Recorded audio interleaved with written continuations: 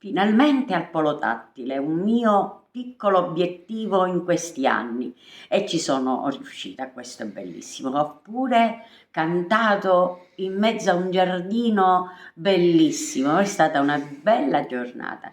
Vi parlo del mio spettacolo. Questo è un piccolo recital che racconta i miracoli do bambino, cioè da quando il bambino nasce, il suo primo miracolo, che è quello dei fiori rossi, non vi spoilerizzo nulla, e finisce con il ritorno a Nazareth. Durante questo tempo il bambino compie anche inconsapevolmente dei miracoli, secondo i Vangeli apocrifi e secondo i miei ricordi, perché questa è una ricerca un po' anomala per quanto riguarda i conti, mentre tutti gli altri sono tratti bene o male comunque dalla cultura popolare siciliana.